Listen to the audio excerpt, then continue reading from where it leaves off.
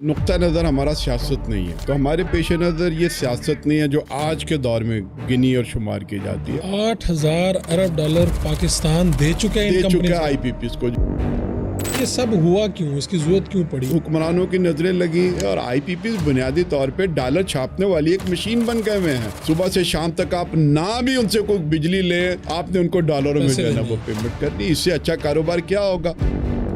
آپ اس تھیوری پہ یقین رکھتے ہیں کہ پاکستان کے حکمران، وزیر اعظم یا بڑے بڑے جو عہدے ہیں وہ امریکہ یا باہر میں فیصلے ہوتے ہیں اس کی؟ بالکل، اس میں کوئی دوسری رائے نہیں ہے۔ وزیر اعظم یہ کہے کہ بیگر کے پاس کوئی چوائس نہیں ہے، اس کا کیا مطلب؟ بیکاری تو قوم نہیں ہے، بیکاری تو آپ۔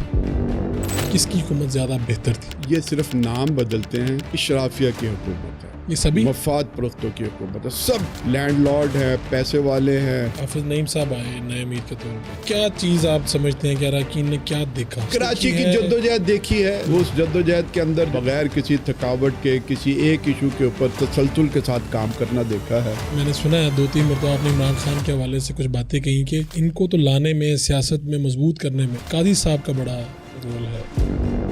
جب ہم نے دیکھا کہ جو چھوٹی برائی بھی جب اقتدار پر اپنی گرفت مضبوط کر لیتی ہے تو وہ بھی بڑی برائی بن جاتی ہے، اور ہم نے نواز شریف کو بھی دیکھا کہ کس طرح سے اس نے یو ٹرن لیا افغانستان کے حوالے سے، کس طرح سے اس نے یو ٹرن لیا کشمیر کے حوالے سے۔ جب الیکشن کا معاملہ آتا ہے تو وہ کشمیر کے لیے ان کا دل بہت جاگتا ہے۔ آپ لوگ ایکسپیکٹ کر رہے ہیں کہ اگلے جو جنرل الیکشن ہوں گے اس کے نتائج مختلف ہوں گے جماعت اسلامی کے؟ بسم اللہ الرحمن الرحیم۔ فاروق وڑا شو میں خوش آمدید۔ پاکستان کے بارے میں بہت سی کہانیاں ہم سنتے آ رہے ہیں اور ابھی بھی سن رہے ہیں، اور بہت سے لوگ کہتے ہیں جی فلاں ڈکٹیٹر کا جو دور تھا وہ بڑا اچھا تھا، فلاں نواز شریف بہت اچھے تھے، بینظیر کا دور زیادہ اچھا تھا یا عمران خان کا۔ تو پاکستان بہرحال آج جس سٹیج پہ اب پہنچا ہوا ہے یہ پہنچا ہے انہی سبھی ادوار میں سے گزر کے۔ تو یہ پوری پاکستان کی سیاست کی، پاکستان کی کہانی کیا ہے؟ آج میرے ساتھ جماعت اسلامی کے جنرل سیکرٹری امیر العظیم صاحب موجود ہیں اور ان سب باتوں کے عینی شاہد ہیں۔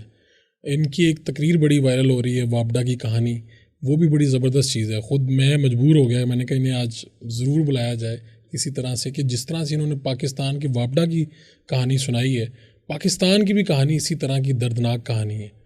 کون کس نے کیا کیا، ساری باتیں آج انہیں سے پوچھتے ہیں۔ آپ کا بہت شکریہ امیر العظیم صاحب۔ بہت شکریہ آپ کا بھی، آپ نے دعوت دی۔ آپ کا اچھا بیک گراؤنڈ سے تھوڑا سا بات کرتے ہیں، یعنی آپ کے، میں تھوڑا سا جانتا ہوں لیکن ناظرین کے لیے، کہ والد صاحب کون تھے، آپ سیاست میں کیسے آئے، جمعیت، اور تھوڑا سا مختصر سا۔ دیکھیے ہماری فیملی جو ہے وہ تو 1947 میں پٹیالہ ریاست سے ہجرت کر کے یہاں آئی تھی۔ میری تو کرشن نگر اسلام پورہ جو جماعت کا بھی ایک مرکز بنا رہا، لاہور کا ایک محلہ ہے سیکریٹریٹ کے پیچھے، وہاں کی پیدائش ہے۔ اور اس کے بعد پھر میں نے اسلامیہ کالج سول لائنز سے بی ایس سی کی اور پنجاب یونیورسٹی میں پہنچ گیا۔ اس دوران زمانہ طالب علمی میں جمعیت کے ساتھ مختلف ذمہ داریوں پہ رہا۔ پنجاب یونیورسٹی یونین کا میں صدر رہا، جمعیت کا میں ناظم اعلیٰ رہا۔ 89 کے بعد میں جماعت اسلامی کا رکن بن کر جو ہے نا وہ کام کرتا رہا مختلف ذمہ داریوں میں۔ طویل عرصہ تو جو ہے وہ نشر و اشاعت جسے ہم میڈیا کہتے ہیں اس میں نے کام کیا، جس میں قاضی صاحب نے مجھے اپنے ساتھ یہ ذمہ داری دی تھی، اور اس کے بعد پھر آج کل جماعت کا سیکرٹری جنرل ہوں۔ تو یہ آپ لاہور کے امیر بھی رہے؟ ہاں، میں لاہور کا بھی امیر رہا، جی ہاں بالکل۔ میں جو جماعت کے اندر ٹرم ہے کہ 2 سال جماعت میں کسی کو کسی ضلع کا امیر بنایا جا سکتا ہے، اس وقت ان ٹرم کو میں نے پورا کیا، یعنی تقریباً 4 سال میں نے لاہور کی امارت۔ ٹھیک ہے۔ تو اب یہ جب ساری سیاست آپ جمعیت میں پنجاب یونیورسٹی کے رہے، آپ یونین کے صدر رہے جی، میں پنجاب یونیورسٹی یونین کا صدر۔ تو اب آپ نے تو وہ سارا مار دھاڑ والا بھی دور دیکھا، سارا دیکھا، یونین بھی دیکھی، عروج بھی دیکھا طلباء کا، اور اس طرح سے شاید وہ نصیب نہیں ہے طلباء کو، لیکن اس وقت تو تھا۔ تو اس وقت آپ کے پاس چوائس تو تھی کہ آپ، یہ سارے لوگ بڑی بڑی سیاسی پارٹیوں میں جا رہے تھے جن کا مستقبل جماعت اسلامی کی نسبت زیادہ روشن تھا، یعنی دنیاوی مستقبل یا جو بھی ہم کہہ لیں۔ آپ اس طرف کیوں نہیں گئے؟ میرا خیال ہے کہ نقطہ نظر ہمارا سیاست نہیں ہے۔ ہم جب کوئی ہمیں کہتا ہے کہ آپ سیاست میں حصہ لے رہے ہیں تو ہمارے پیش نظر یہ سیاست نہیں ہے جو آج کے دور میں گنی اور شمار کی جاتی ہے۔ ہمارا مقصد تو یہ ہے کہ سیاست کے ایوان میں اور اقتدار کے سرچشموں میں ہم دین کا دروازہ کھولیں، ہم اقامت دین کی جدوجہد کر رہے ہیں۔ تو ہمیں یہ مقصود نہیں ہے کہ کسی بڑی پارٹی میں جا کے کوئی کامیابی ہوں اور وزیر بن جائیں اور مشیر بن جائیں، حکومت میں آ جائیں. ہم اقامت دین کی جد و جہد میں اپنے آپ کو مصروف رکھتے ہیں. اس لیے کوئی سوال ہی پیدا نہیں ہوتا کہ ہمیں کوئی بڑی پارٹی متاثر کر سکے یا عہدوں کا کوئی لالچ پیدا ہو سکے. شروع سے اسلامی جمعیت طلبہ کے ساتھ اسی مقصد کے لیے آئے اور اسی مقصد کے ساتھ آج بھی وابستہ. لیکن آپ کے دائیں بائیں کون لوگ تھے جو بعد میں سیاست میں آگے آئے، سیاست میں نام کمایا انہوں نے؟ نہیں، خود جماعت کے اندر اور جمعیت کے اندر بھی سب لوگ جو ہیں وہ آئے، جسے آپ کہہ سکتے ہیں کہ وہ سیاسی طور پہ پارلیمنٹ کے اندر بھی پہنچے، کچھ تنظیم کے اندر آئے، کچھ اس طرح سے موجود ہوئے. ہمارے ساتھ کچھ لوگ تو ایسے تھے کہ جنہوں نے سفر بھی اسی تحریک کے ساتھ شروع کیا اور آج بھی موجود ہیں. کچھ بعض ایسے لوگ ہیں، مثلا مجھے جمعیت میں لانے والوں میں سے تھے جو اس دور کے اندر نعیم صادق صاحب تھے، وہ بعد میں بریگیڈیئر ہوئے، آج کل وہ پی ٹی آئی کے ساتھ قرب میں ہیں. اسی دور میں ہمارے جمعیت میں لے کے آئے. ہاں، یعنی اسلام پور کے اس وقت وہ پہلے ناظم تھے، بعد میں وہ فوج کے اندر چلے گئے. یعنی اس کے بعد میاں محمود الرشید صاحب لاہور کے اس وقت جمعیت کے ناظم تھے، آج وہ پی ٹی آئی کے اندر ہیں. اور اعجاز احمد چودھری صاحب بھی ہمارے ساتھ تھے، آج وہ بھی پی ٹی آئی کے اندر ہیں. تو اس طرح کے چند لوگ تھے ہمارے ساتھ جمعیت کے زمانے میں. اور بعد میں پاسبان میں بھی محمد علی درانی صاحب تھے، تو وہ بعد میں بھی اقتدار کے جھٹکے لیتے رہے. اب اس کے بعد انہوں نے اسٹیبلشمنٹ کے ساتھ قربت سے جو ہے نا وہ توبہ استغفار کر لی ہے. اصولی سیاست پہ وہ اپنے آپ کو یقین رکھ کر آگے بڑھنے کی کوشش کر رہے ہیں.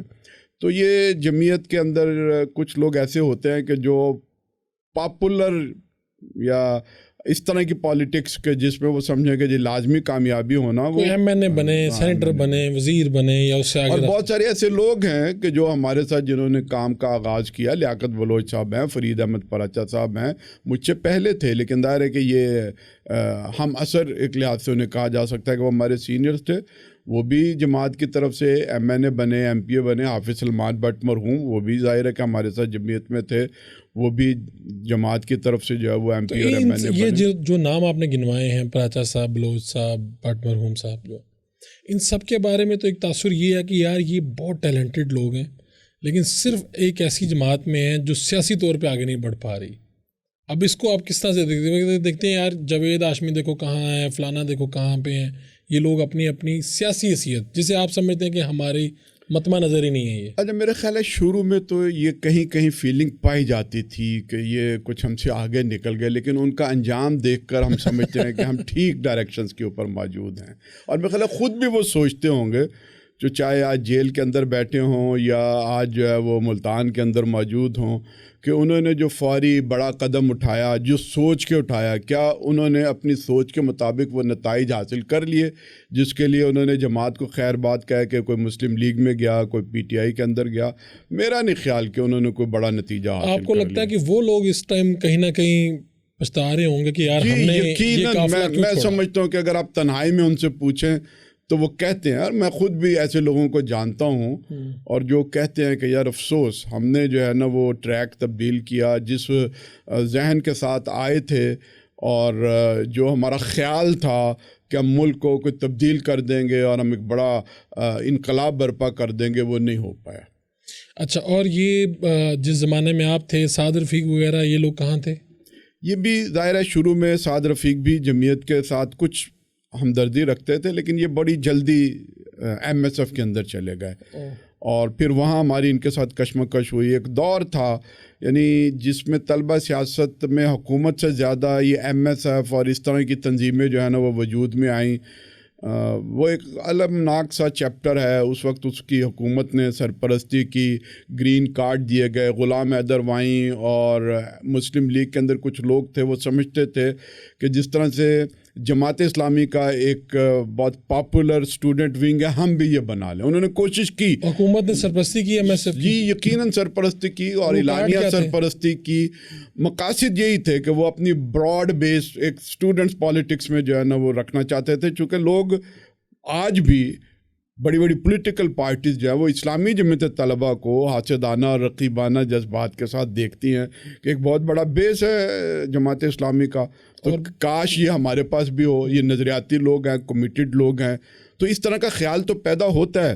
اچھا اب خیال پیدا ہونے کے بعد جن لوگوں نے اس ٹریک پہ چلنے کی کوشش کی تو انہوں نے جب پارٹیاں بنائیں، چاہے وہ پی ایس ایف تھی، ایم ایس ایف تھی، کیو ایس ایف تھی، وہ بن تو گئیں، لیکن جو ان کے مقاصد تھے کہ اس کے نتیجے میں ہمیں کوئی بہت بڑی مین پاور حاصل ہو جائے گی، کوئی ٹرینڈ لوگ آ جائیں گے، بجائے وہ کوئی ان کے لیے کوئی مثبت پیغام ملتا، وہ تو ان کے لیے ایسٹ کے بجائے لائبلٹی بن گئی، جس کی وجہ سے پھر خود ہی انہوں نے کانوں کو ہاتھ لگائے اور انہوں نے یہ جو اسٹوڈنٹ پالیٹکس تھی وہ خود بخود پھر بند یعنی کر یہ دی۔ سبھی P S F M S F Jamiat کو دیکھ کے بنی، دیکھ کے بنی، حاسدانہ اور رقیبانہ جذبات کے بنی، جو پھر ان کا انجام ہوا ایک دو کے علاوہ میجورٹی ایسی تھی کہ جو کرمنل ہو گئی، پلاٹوں پر قبضے کیے گئے، اداکاروں کے پیچھے پڑ گئے، ایک دوسرے کے ساتھ قتل و غارت گری شروع کر دی۔ پہلے نشانہ اسلامی جمعیت طلبہ بنائی، 2-3 انہوں نے مراکز، ایم یو کالج ہے، ٹیکنالوجی کالج ہے، دیال سنگھ کالج ہے، وہ ظاہر ہے کہ انتظامیہ اور پولیس اور حکومت کی مدد سے انہوں نے اس کو اپنا مورچہ بنا لیا۔ مورچہ بنانے کے بعد انہوں نے وہاں پر جو کام کیا وہ ظاہر شرمناک تھا۔ پھر وہ سارے پولیس مقابلے کے اندر وہ عاطف چودھری ہو، وہ ارشد امین ہو، وہ اس طرح کے اور لوگ ہوں، یہ سبھی ایم ایس ایف کی پیداوار سبھی تھے، ظاہر ہے کہ ان تنظیموں کی پیداوار تھے۔ اور یہ تو پھر بڑا ہی افسوسناک ہوا ہوگا کہ یعنی وہی اسٹوڈنٹ جو پہلے یونیفارم پہنتا تھا، وہی اسٹوڈنٹ بعد میں اس کا شہر میں نام مناشر ہو گیا، پھر کئی لوگوں کے نام کے ساتھ بھتے بھی جڑے۔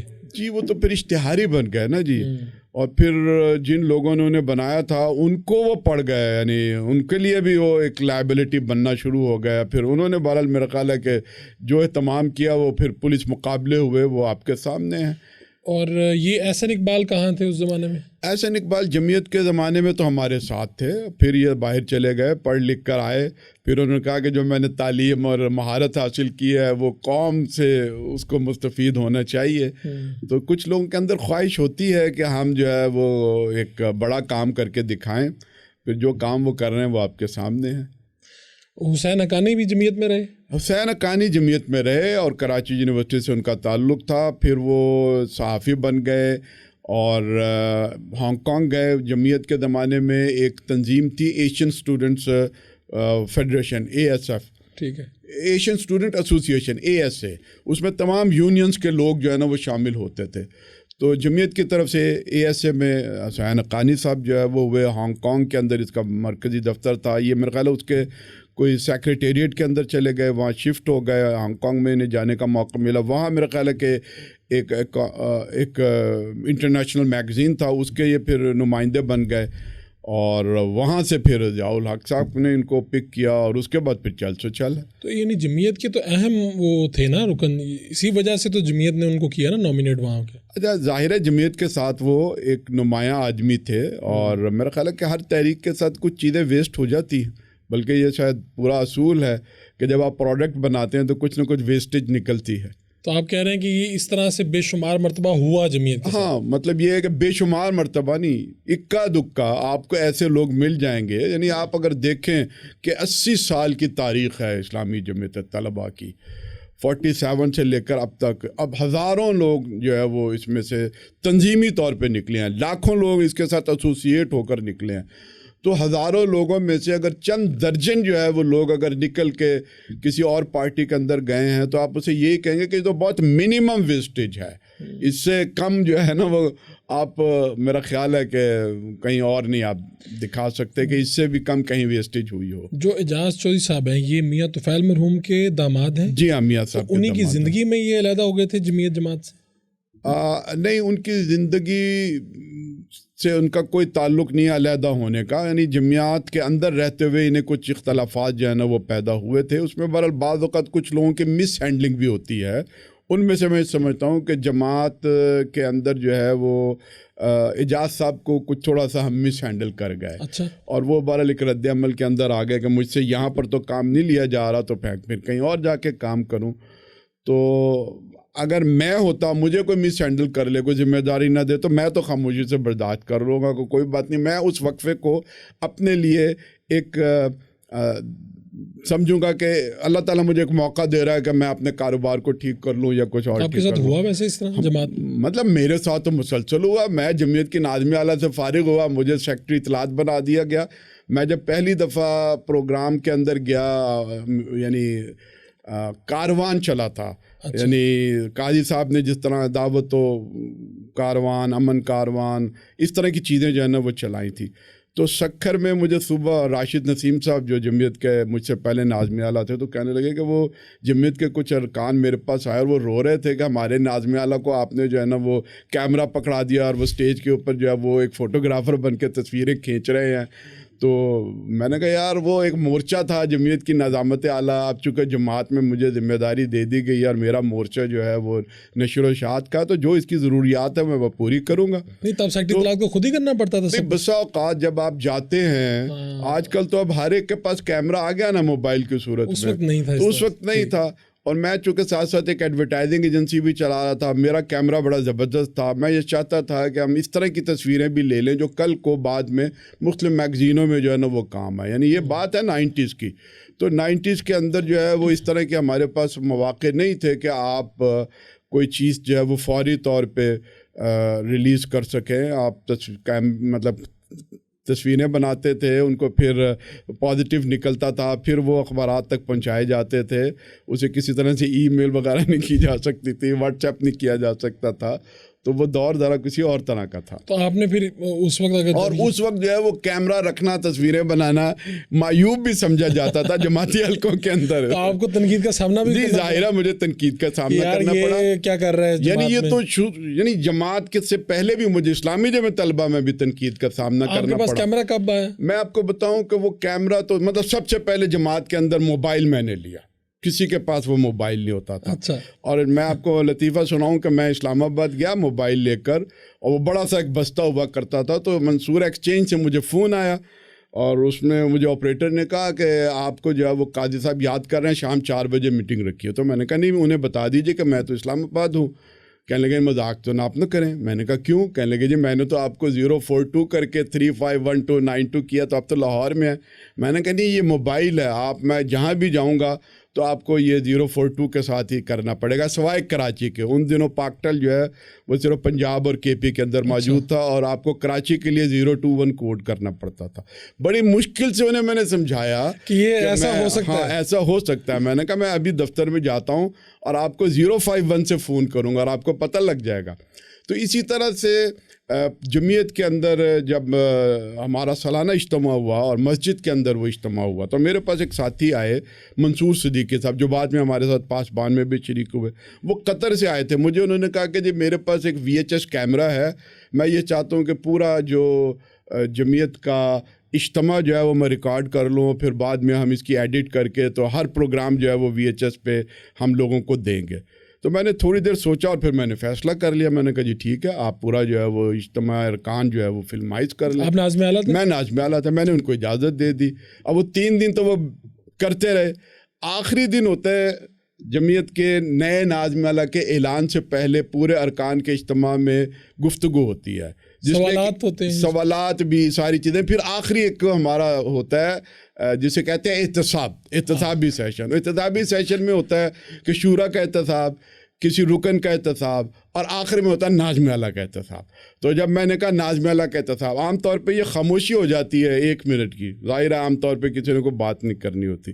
تو جب میں نے کہا ناظم اعلیٰ کا احتساب, تو میں نے دیکھا کہ پورے یعنی مسجد کے ہال میں ہاتھ کھڑے ہونے شروع ہو گئے.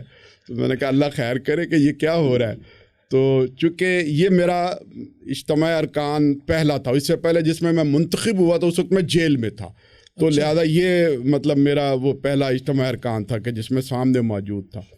تو میں نے جب اجازت دے دی تو سوالات ہونے شروع ہو گئے کہ جی یہ آپ نے مسجد کے اندر جو ہے وہ کیمرہ داخل کر دیا اور شروع سے لے کر آخر تک یہ کیمرہ فلم بناتا رہا.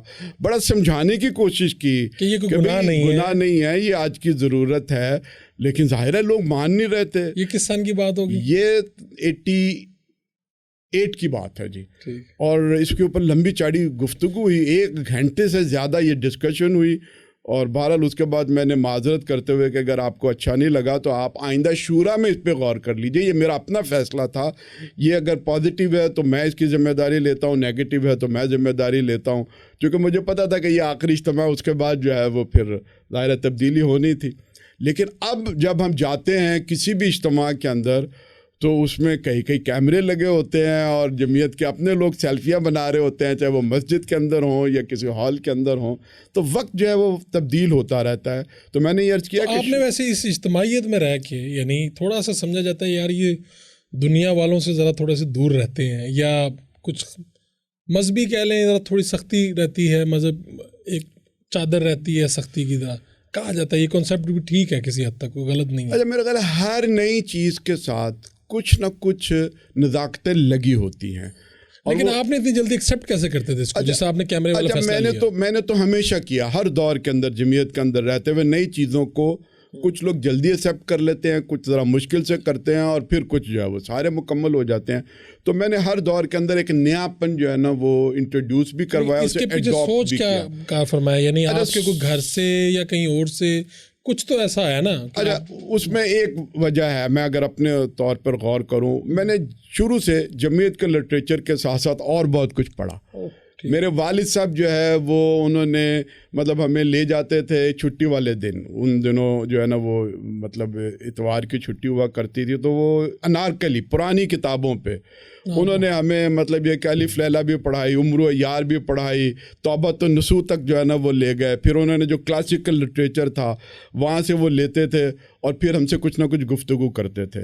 انہوں نے ایم اے اردو بھی کیا ہوا تھا، انہوں نے ڈاکٹر شہید عبداللہ کے ساتھ کام کیا ہوا تھا، انہوں نے جرمن لینگویج سیکھی ہوئی تھی، بعد میں پڑھائی کے ساتھ ساتھ انہوں نے آئی سی ایم اے بھی کیا ہوا، کاسٹ اکاؤنٹنگ. تو انہوں نے جو ہمارا لٹریچر والا ذہن ہے وہ بڑی حد تک جو ہے نا وہ تیار کیا. میں مطلب میٹرک کرنے کے بعد ان کا پنجاب پبلک لائبریری کا جو کارڈ ہوتا ہے وہ لے کے چلا گیا، اور مجھے انہوں نے انٹروڈیوس کروا دیا کہ میرا بیٹا آئے تو اس کو کتابیں دے دینا.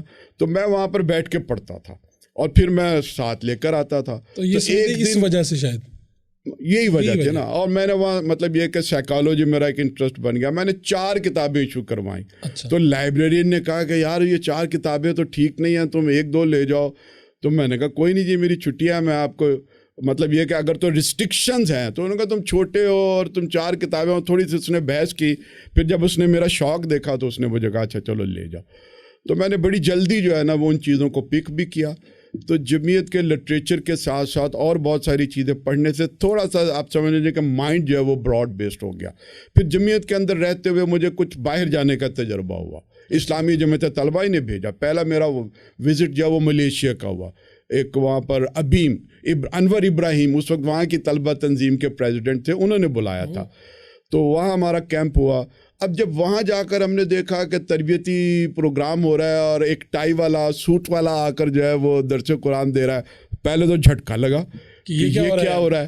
اور دوسرا جھٹکا لگا کہ جب وہاں مطلب لنچ اور ڈنر ہوتا تھا تو سرو کرنے والی جو ہے وہ ویٹرس ہوا کرتی تھی، جو مطلب خواتین، اگرچہ ان میں سے کچھ تو بالکل یعنی انہوں نے بال چھپائے ہوتے تھے، جو مطلب ایک دینی ایک رجحان ہے، کچھ جو ہے وہ ظاہر ہے چائنیز بھی ہوتی ہوں گی، تو وہ ذرا بغیر نقاب کے ہوا کرتی تھیں یا بغیر حجاب کے ہوا کرتی تھیں. تو اس طرح کے دھچکے جو ہے نا وہ لگتے تھے. وہاں ان سے گفتگو بھی ہوئی. تو پھر ہمیں مطلب یہ ہے کہ جو کلچرل شوق ہے اس کی وجہ سے بھی کچھ چیزیں جو ہے نا وہ پیدا ہونی شروع ہو گئی. تو میں یہ عرض کرتا ہوں کہ یہ صرف دینی مسئلہ نہیں ہے.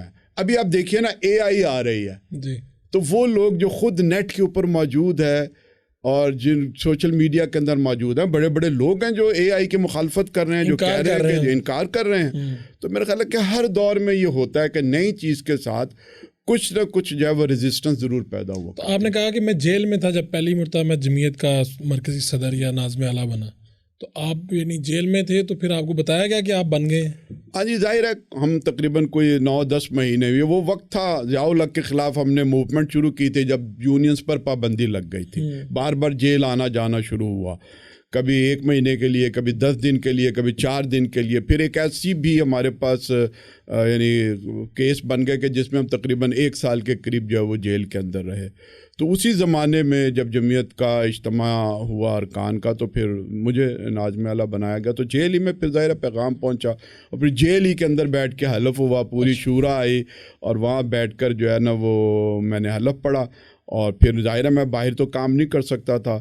سابق ناظم اعلیٰ جو اس وقت ہو چکے ہوئے تھے راشد نسیم صاحب، ان کو پھر میں نے ریکویسٹ کی کہ آپ قائم مقام ناظم اعلیٰ بن جائیں اور یہ بھی کام کریں، نہیں باہر آئیں گے. ہاں جب تک میں باہر نہیں آتا. تو وہ جمعیت کے دستور کے اندر موجود ہے. میں پنجاب یونیورسٹی میں MBA کر رہا تھا اور 1 سال کے لیے مجھے ریسٹیگیٹ کر دیا گیا. جب جیل کے اندر گئے تو پھر میں نے MA پولیٹیکل سائنس کا امتحان جیل سے دیا، وہیں سے پاس بھی ہوا. تو میں کہتا ہوں کہ پنجاب یونیورسٹی سے میں نے MBA کیا ہے اور کوٹ لکھپت جیل سے میں نے MA پولیٹیکل سائنس کیا ہے. امیر العظیم صاحب یہ کیا ہے؟ یعنی شروع میں تو جب زیاد صاحب یہ سیٹ اپ کر رہے تھے تو اس وقت تو انہوں نے جماعت اسلامی کی بھی نمائندگی رکھی اس میں اور جماعت اسلامی کو پسند بھی کرتے تھے. پھر بعد میں کیا حالات بنے کہ پھر پابندیاں اور جمعیت کے لوگ بھی اندر ہوئے؟ پہلے یہ محبت اور بعد میں پھر اچھا اس میں کئی اور چیزیں شامل ہیں. میں مطلب اس کا اس طرح سے تجزیہ کرتا ہوں، معلومات تو نہیں ہے لیکن واقعات کو جوڑ کر، جیسے تصویر آپ نے کسی کاٹ کے رکھ دی اور پھر آپ ان کے مختلف جوڑ کر تو ایک بناتے ہیں کہ جی یہ کونے مل گئے ہیں تو یہ ایک تصویر بن گئی ہے. میرا یہ خیال ہے کہ جب رشیا افغانستان سے وڈرال کی تیاری کر رہا تھا اور امریکہ اور روس کے درمیان کچھ مذاکرات ہو رہے تھے اور ہم اس وقت لا علم تھے، ان کی کوئی نہ کوئی اس طرح کی چیزیں چل رہی تھی، وہ موقع تھا کہ امریکہ نے یہ طے کر لیا کہ رشیا کی وڈرال کے بعد پاکستان سے جو ایک جذبہ ہے جہاد کا، اس کو کس طرح سے پابند کرنا ہے. کون کون سے ایسے ادارے یا ایسی پارٹیاں یا ایسے گروپ ہیں جن کے اوپر پابندیاں لگنی چاہیے، جن کو جو ہے نا وہ روکنا چاہیے. اس میں خود ضیاء الحق کی بھی شخصیت تھی کہ اس کو کیسے جو ہے نا وہ ہم نے روکنا ہے. ظاہر ان کے اندر موجود تھا، وہ اس کو ایک بہت بڑی سکسیس سمجھ رہے تھے. وہ سمجھتے تھے کہ ساتھ ساتھ کشمیر کی موومنٹ ہو رہی تھی، نیوکلیر ٹیکنالوجی میں بھی کچھ چیزیں جانی تھیں، کچھ اور اس طرح کی ساری چیزیں موجود تھیں. امت مسلمہ کا بھی ایک جذبہ اور ایک شوق جو ہے نا وہ پیدا ہوا تھا. تو ان کو انہوں نے کسی اور طرح سے نپٹا. اور جو جہادی جذبے تھے جس میں بڑا جو ہے وہ میجر رول جماعت اسلامی کا تھا، کراچی کے اندر کس طرح سے انہوں نے پابندیاں لگائی، MKM کو پروموٹ کیا، اسٹوڈنٹ یونینز پر انہوں نے پابندیاں لگوائیں. ایک پورا ماحول بنایا جاتا ہے، شیشے میں اتارا جاتا ہے. مجھے یاد ہے کہ اس وقت ڈاکٹر افضل صاحب امریکہ سے آئے تھے، ٹھیک ہے، اور یہ پہلے یونیورسٹی گرانٹ کمیشن کے چیئرمین بنے اور انہوں نے چیئرمین بنتے ہی سندھ، بلوچستان اور پنجاب کی جو جامعات تھیں وہاں انہوں نے مطلب کچھ نیشنلسٹ قسم کے لوگوں کی سرپرستی کرنی شروع کی، وائس چانسلر بنانے شروع کیے ڈھونڈ کر.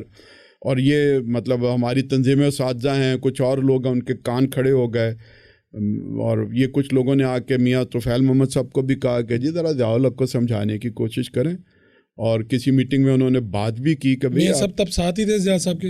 نہیں، ساتھ تو نہیں تھے، مطلب یہ ہے کہ وہ ان کو بات کرنے کی پوزیشن میں تھے کہ سارے پالیٹکس کے ساتھ جو باتیں ہوتی تھیں وہ اس میں ملاقاتیں بھی ہوتی تھیں. اور وہ صرف یعنی میاں طفیل محمد صاحب کا نہیں، پوری قومی قیادت کے ساتھ گفتگو کرتے تھے.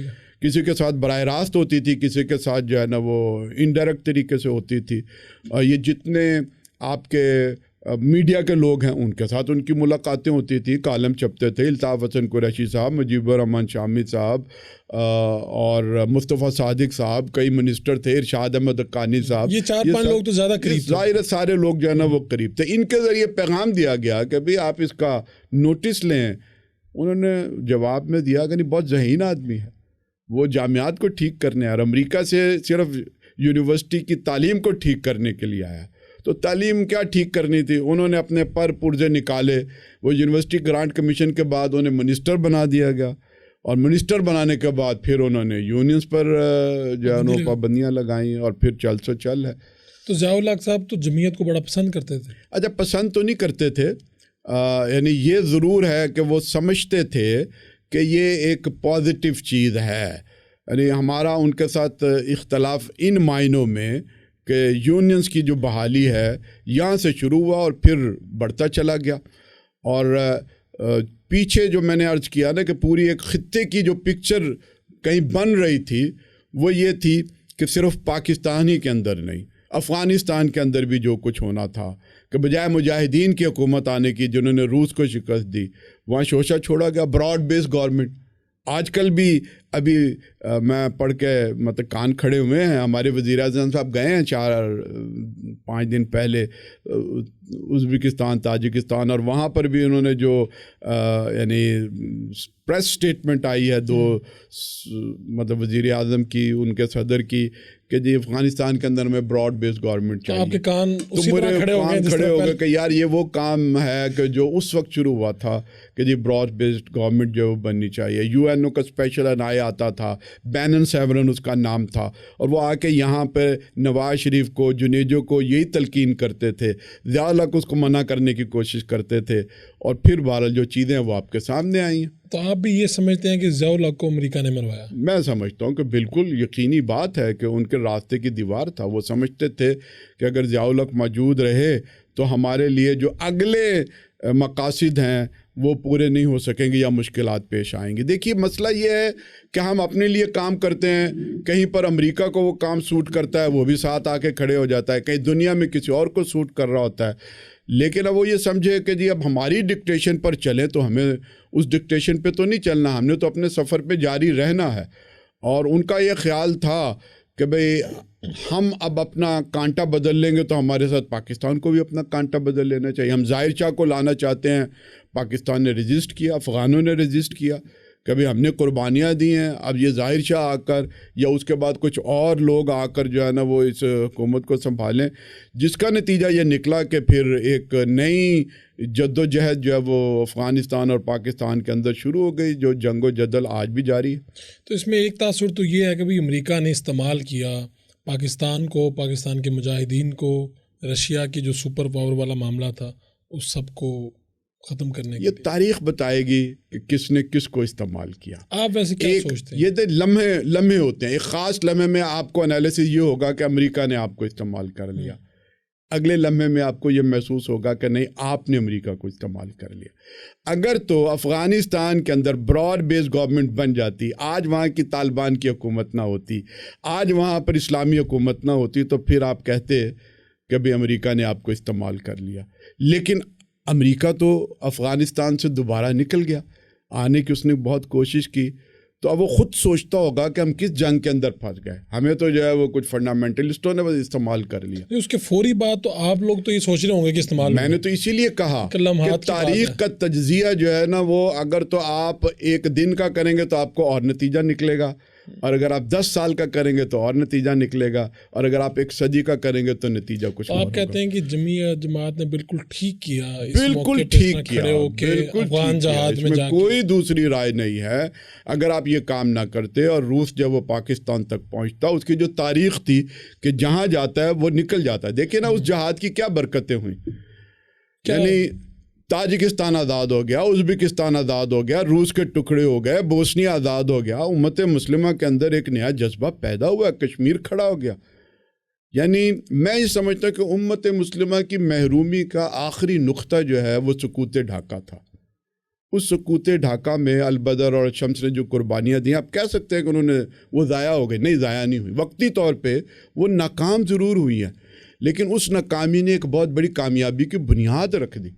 اور کامیابی کی بنیاد یہ تھی کہ امت مسلمہ نے سبق حاصل کر لیا کہ بھئی اپنے دین کا اور اپنی سرزمین کا دفاع جو ہے وہ صرف فوجوں اور صدر پر انحصار مت کرو، ضرورت پیش آئے تو سول ڈیفنس کی طرح خود جد و جہد پہ آمادہ ہو جانا، جو کہ البدر اور شمس نے بنگلہ دیش کے اندر کیا. وہ سبق جو ہے وہ پھر باقی امت مسلمہ نے کیا. آپ دیکھیے کہ اس کے بعد پھر کوئی اور سکوت نہیں ہوا، نہ سکوت کابل ہوا، نہ سکوت بغداد ہوا، نہ سکوت سری نگر ہوا. آپ کہہ رہے ہیں کہ یہ سکوت ڈھاکہ سے سیکھ، میں سمجھتا ہوں کہ تاریخ نے ایک موڑ لیا تھا سکوت ڈھاکہ سے، یعنی جس کی وجہ سے تو ہے، لیکن اس کے بعد سیکھ لی. بالکل ایسی چیز سیکھی ہے جس کو میں اگر ایک لائن میں بتانا چاہوں کہ امت مسلمہ نے سیکھ لیا کہ ہمیں ہماری مرضی سے جینے کا حق دو گے تو جئیں گے، ورنہ اپنی مرضی سے مرنے کا حق استعمال کریں گے. اور جو مرنے کا حق البدر اور شمس نے سکھا دیا وہ کابل والوں نے اختیار کیا. وہ آج غزہ بھی کر رہا ہے، وہ کشمیری بھی کر رہے ہیں، وہ بوسنین نے بھی کیا. تو یہ ایک نیا سبق جو ہے وہ سامنے آ گیا جس کا اب کوئی مقابلہ کہیں پر ہو نہیں پا رہا. ایک پوائنٹ جو جہاد والا ہے کہ جہاد جو ہے وہ گورنمنٹ اور صرف اسی کے اوپر نہیں رکھا جا سکتا، جس طرح سے آپ نے کہا کہ آپ کو خود بھی کرنا ہے. تو مولانا نے جہاد فی سبیل اللہ میں وہ جس جہاد کی بات کر رہے تھے، اگر میں غلط نہیں ہوں، میں نے کافی دیر بعد پہلے پڑھی تھی، تو وہ تو یہ ہے کہ جو حکومت وقت ہے یا جو اس وقت کے حکمران ہے اس کے ساتھ وہ مل کے جہاد ہوگا، اس کی منشا کے خلاف بھی جہاد. جی بالکل ہو سکتا ہے، اگر حکمرانوں پر آپ کا اعتماد ہو کہ یہ ایک صحیح حکمران ہے، اور اگر یہ پتہ لگ جائے کہ آپ کے حکمران جو ہے وہ انگریزوں کے ساتھ ملے ہوئے ہیں، تو پھر آپ ان حکمرانوں کے خلاف بھی جہاد کریں گے. تو آج کے دور میں پاکستان، یہ آپ کو ڈیپینڈ کرنا پڑے گا، لمحہ موجود میں فیصلہ کرنا پڑے گا کہ کون کس کے ساتھ ہے. وہ آپ کے ساتھ ہے یا وہ آپ کے دشمنوں کے ساتھ ہے، وہ اپنے مفاد کے لیے خاموشی اختیار کیے ہوئے ہے یا وہ کسی حکمت کے تحت خاموشی اختیار کیے ہوئے ہیں. تو یہ ظاہر ہے امت ڈیسائیڈ کرے گی، ایک اجماع ڈیسائیڈ کرے گا. اچھا یہ بتائیں کہ پاکستان میں آپ نے نواز شریف حکومت دیکھی، بینظیر حکومت دیکھی، عمران خان حکومت دیکھ لی، تو کس کی حکومت، اگر آپ جمہوری اس پہ رہتے ہیں پہلے، کس کی حکومت زیادہ بہتر تھی؟ ایک تو یہ کہ یہ صرف نام بدلتے ہیں، اشرافیہ کی حکومت ہے، یہ سبھی مفاد پرستوں کی حکومت ہے، سب اشرافیہ ہیں، لینڈ لارڈ ہیں، پیسے والے ہیں، اور مغرب کے ساتھ جن کی تال میل ہے، لیٹ سرو یو بیٹر، سب بالکل اس کے اندر ڈوبے ہوئے ہیں. اس لیے آپ محسوس کریں گے کہ ہر نئی حکومت پچھلی حکومت کے مقابلے میں بری لگتی ہے، اور پچھلی حکومت ہمیں اچھی لگنی شروع ہو جاتی ہے. اب آپ دیکھیں گے کہ یار وہ پی ٹی آئی کے لیے لوگ سمجھتے ہیں یار وہی بہتر تھے، اتنی مہنگائی تو نہ ہوتی، اتنے بجلی کے بل نہ بڑھتے، اور عمران خان کے دور میں آپ کو نواز شریف یاد آتے تھے کہ یار اس وقت تو پیٹرول اتنا نہیں بڑھا تھا. تو آپ دن بدن گہرائی کے اندر جو ہے وہ ڈوب رہے ہیں، آپ دلدل کے اندر دھنس رہے ہیں، اور آپ محسوس کریں گے کہ چند مہینے پہلے، چند سال پہلے آپ دلدل میں صرف آپ کے پاؤں تھے، اب آپ کے جو ہے نا وہ ٹانگیں اس کے اندر دھنس گئی ہیں، اب آپ کے پیٹ اس کے اندر پہنچ گئے ہیں، اور اب آپ نکلنے کی بھی کوشش کریں گے تو نکل نہیں پا رہے، اور آپ اس میں ڈوبتے چلے جا رہے ہیں. تو یہ میرا خیال ہے نقشہ ہے پاکستان کا. ہمارے بہت سے لوگ اور سیاستدان بھی یہ سمجھتے ہیں کہ انڈیا کے ساتھ ہمارے تعلقات ٹھیک رہتے اور آج ہماری تجارت ہو رہی ہوتی، بارڈر کھلے ہوتے، تو یہ نقشہ نہ ہوتا پاکستان کا جو اس وقت ہے. اور اس میں کسی حد تک تو آپ کو کیا لگتا ہے کہ یہ ٹھیک ہے بات یا غلط؟ میرے خیال ہے ہم نے تجربہ کر لیا نا جی. یعنی آپ دیکھیے کہ 65 کے بعد بھی ہم نے یہ تجربہ کیا، پاکستان بننے کے بعد بھی یہ ہو گیا کہ ہم مذاکرات کر لیں نا. لیاقت نہرو مذاکرات ہوئے، UN کے اندر گئے، خود مطلب انڈین حکمرانوں نے رائے شماری، UN یہ ساری چیزیں مان لیں، اس کے بعد وہ پیچھے ہٹتے چلے گئے. آپ نے دونوں طرح کے کام کیے ہیں، آپ نے امن بھی، اس کے ذریعے بھی نتائج حاصل کرنے کی کوشش کی ہے، جنگیں بھی کی ہیں. تو نتائج جو ہے وہ دونوں کو آپ مقابلہ کر لیں کہ کہاں پر آپ جو ہے نا وہ بہتر رہے ہیں. مجھے مطلب یہ کہ جو لمحہ موجود کے اندر تو یہ نظر آ رہا ہے کہ کہیں امکان نہیں ہے کہ آپ دوستی کی بنیاد کے اوپر جو ہے وہ انڈیا سے اپنے حق کو حاصل کر سکے. جتنا وہ آرگنٹ ہو گئے ہوئے ہیں اور جس طرح سے اس کی پشت پناہی ہو رہی ہے، انہیں تھانے دار بنانے کی کوشش ہو رہی ہے، اور انڈیا کو جب بھی موقع ملتا ہے وہ مالدیپ پر چڑھ دیتا ہے، فوجیں اتار دیتا ہے، وہ سری لنکا کے اندر اپنی فوجیں داخل کر دیتا ہے، اور پاکستان کے اندر بھی اس نے، آپ کو پتہ ہے آغاز تو اس نے ڈھاکہ کے اندر کیا تھا. آپ کہہ رہے ہیں دوستی والی بات؟ میرا تو مطلب کوئی امکان نہیں ہے کہ دوستی کے بہانے جو ہے نا وہ آپ کو کوئی معاملات جو ہے وہ سیدھے ہونے کا موقع مل سکے. آپ ایک دفعہ ڈیسائیڈ کریں کہ جب تک کشمیر کا مسئلہ حل نہیں ہوگا ہماری دوستی نہیں جائے گی. ہم ٹو اینڈ فرو، ایک دفعہ اس طرف جاتے ہیں اور پھر پینڈولم کی طرف دوبارہ جو ہے نا وہ ہم دوسری طرف جانا شروع ہو جاتے ہیں. دو انتہاؤں کے درمیان ہم جھول رہے ہیں. تو پاکستان کے پاس بڑا خوبصورت موقع نہیں تھا جب واجپئی یہاں پر تشریف لائے تھے؟ وہ خود آ رہے تھے یہاں پہ، خود آئے، چاہتے تھے کہ کچھ بڑے آگے بات، پارٹی بھی دوسری تھی، تو اس وقت جماعت اسلامی نے اگر وہ نیک نیتی کے ساتھ آتے تو یقیناً یہ کام ہو جاتے. لیکن آپ دیکھیے کہ جب وہ یہاں سے گئے تھے تو انڈیا اترتے ہی انہوں نے ایئرپورٹ کے اوپر جب یہ سوال کا جواب کیا دیا تھا کہ آپ وہاں گئے ہیں تو آپ نے کشمیر پہ کوئی بات چیت کی ہے؟ انہوں نے کہا ہاں ہم نے کشمیر پہ بات کی ہے، ہم نے پاکستانی کشمیر کی بات کی ہے کہ یہ ہمارا ہے، ہمیں واپس دو. یعنی جو ابھی ڈائیلاگ اپنے شروع نہیں ہوئے اور وہاں جا کر وہ مطلب جو عزائم بیان کر رہے ہیں، تو وہ تو سب کے سامنے ہے. دیکھیے وہ ہندوستان کا معاملہ اسٹیبلشمنٹ کا معاملہ ہے, وہاں پارٹی کا معاملہ نہیں ہے, بی جے پی اور کانگریس یہ وہ سب اس معاملے کے اندر جو ہے نا وہ, اور وہ ہے 47 ان کی ابھی تک وہ پاکستان کو تسلیم نہیں کر رہے. وہ کہہ رہے گاؤں ماتا کے 2 ٹکڑے ہو گئے.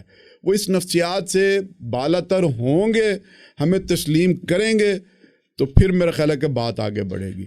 جب تک وہ 2 ٹکڑے والی بات اور گاؤں ماتا کے 2 ٹکڑے بات, ہماری مقدس چیز جو ہے وہ بدن ہمارا چیر کر رکھ دیا, اس نفسیات کے اندر وہ شکار ہے. اس وقت قاضی صاحب امیر تھے جب وہ آئے تھے؟ جی ہاں, جماعت کے جماعت نے یہاں پہ احتجاج کیا تھا, سنا ہے کافی یہاں پہ پتھراؤ کیا, معاملات بڑے آگے گئے, کیا ہوا کیا تھا؟ دیکھیے وہ تو ہم نے اس دن ہڑتال کی اپیل کی تھی اور مال روڈ کے اوپر جو ہے نا وہ ہم نے احتجاج کا اعلان کیا تھا اور وہ ہو گیا. بڑی زوردار جو ہے نا وہ ہڑتال ہو گئی, عوام نے کی, کسی پتھر مارے بغیر کی.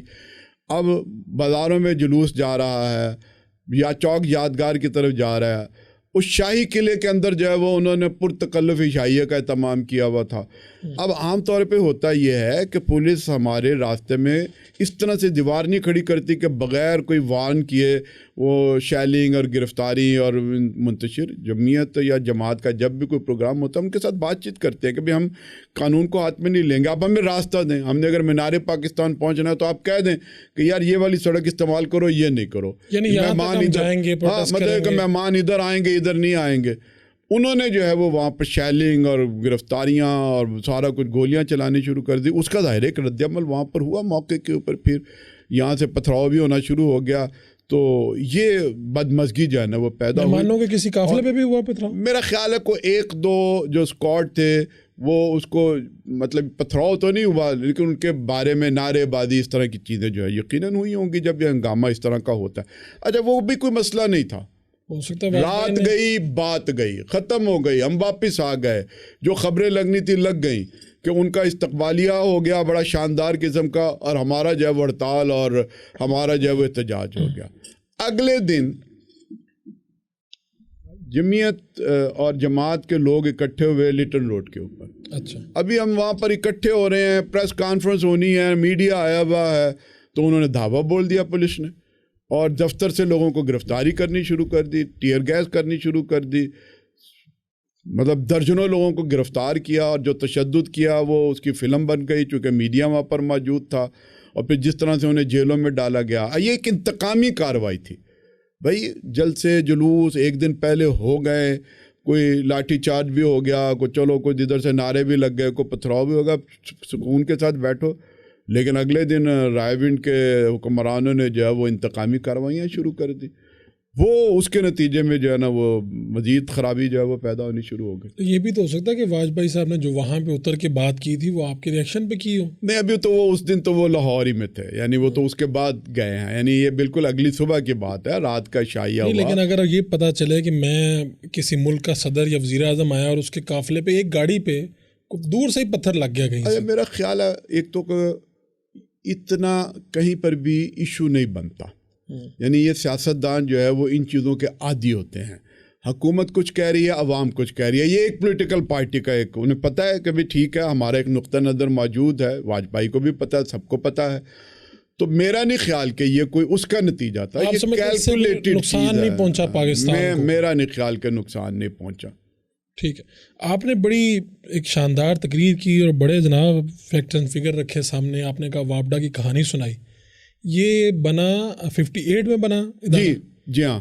اور یہ جو آج پاکستان جس چکروں میں پھنسا ہوا ہے, یہ IPPs اور یہ معاملات, اور وہ بتاتے ہیں کہ جی آپ اتنی بجلی پیدا کرنی ہی کرنی ہے, آپ لیں یا نہ لیں اتنے پیسے آپ کو دینے ہیں, وہ ڈالرز میں دینے ہیں. یعنی میں اس کو بڑا آسان کر کے لوگوں کے سامنے رکھنے کی کوشش کر رہا ہوں. تو یہ سب ہوا کیوں, اس کی ضرورت کیوں پڑی؟ یعنی وابڈا موجود تھا, وابڈا کا کام ہے پورے پاکستان میں بجلی کی ترسیل, ایسی ہے جی؟ جی ہاں بالکل. تو اس میں پھر کیا یہ کھپت پوری نہیں کر پا رہا تھا؟ جو IPPs انٹر ہوئے کس کے دور میں ہوئے, کس نے اضافہ کیا, یہ ذرا لوگوں کے سامنے. دیکھیے یہ وابڈا کا مسئلہ نہیں ہے, یہ ہمارے ہر ادارے کا مسئلہ ہے. جس کو بھی اٹھا کے دیکھیں گے تو آپ کو یہی کہانی نظر آئے گی کہ ایک وقت میں آپ کی اسٹیل مل نفع میں ہے, PIA نفع میں ہے, آپ کے اور بہت سارے ادارے نفع میں, اچانک جب وہ لاس میں جانا شروع ہوتے ہیں پھر رکتے ہی نہیں ہیں. ہر چیز کی ایک کہانی اپنی جگہ پر موجود ہے. اور وابڈا کی کہانی میں نے یہ عرض کی کہ ورلڈ بینک اور IMF اس کے پیچھے پھرتا تھا کہ ہم سے پیسے لے لو, نیا ڈیم بنا لو, نیا پروجیکٹ لگا لو, چونکہ یہ ان کو باقاعدہ انٹرسٹ کے ساتھ پے بیک کرتے تھے. تو حکمرانوں کی نظریں لگیں, 10% زرداری اسی دور میں شروع ہوئے, اور انہوں نے یہ کہا کہ وابڈا کے اختیارات کو انہوں نے چھین کر پاور ڈویژن کے اندر منتقل کر لیے, نئی نئی کمپنیاں بنانی شروع کر دیں. اچھا, وابڈا میں چونکہ ایک بہرحال ہر ڈپارٹمنٹ کی ایک لیگیسی ہوتی ہے, ایک عصبیت ہوتی ہے, اور وہ کہتے ہیں کہ یار ہمارا کچھ نہ کچھ جو ہے نا وہ عوام کے اندر بھرم جو ہے نا وہ موجود ہے. کرپشن ہوگی, لیکن اس حد تک کرپشن نہیں تھی کہ آپ ملک جو ہے نا وہ برباد کر لیں.